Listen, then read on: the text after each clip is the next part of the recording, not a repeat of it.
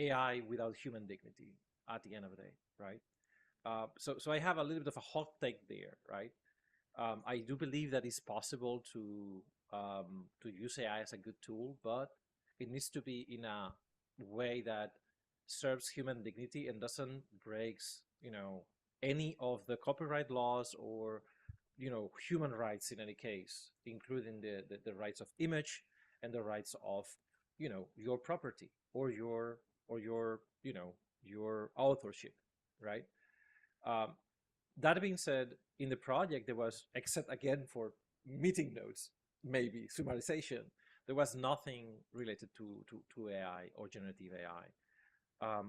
Also because um, we wanted to make a game. Actually, there is, as you said, so much improvement in tech, not only in AI but also in the tools. Like UE5 is doing an amazing work in the sense of tools and usability, and the team at Epic is doing incredibly good efforts to actually make their engine more accessible.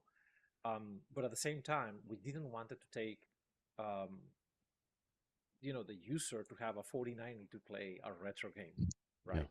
So of course, when we're talking about Lumen Nanite or any other or the more, let's say, demanding features for a game like this, we decided like, no, we're going to backlighting, and still, I mean, we are considering other options, like literally bypassing the UE5 renderer and actually going into even more simpler renderer at some point.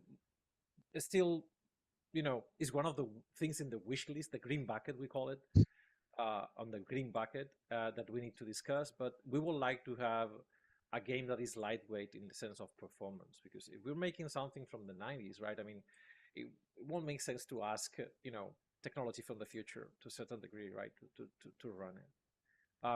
That being said, there is a lot that needs to be done tooling side, because we did a lot of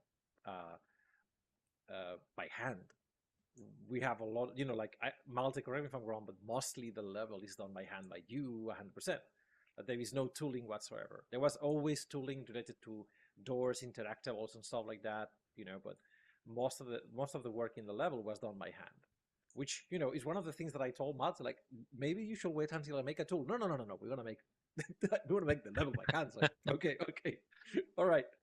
Um, but overall, um, once again, we're living interesting times, right? In which we don't know where the next iteration of AI is gonna bring us. And again, I am happy to introduce AI in my tool set if by that I'm not replacing anyone, by that I'm not diminishing anyone or anyone's work, and by that I'm not at any point um, violating the rights of someone, again, image rights, authorship, etc. And that's the problem, that current options in the market are fishy from their data set or training set or whatever, right? So I'm very limited in that sense, and I try to stay away from it to a certain degree. Oh yeah. It's gonna be a while till these companies are ethical. We all know they're pulling everything from the internet and competing against each other.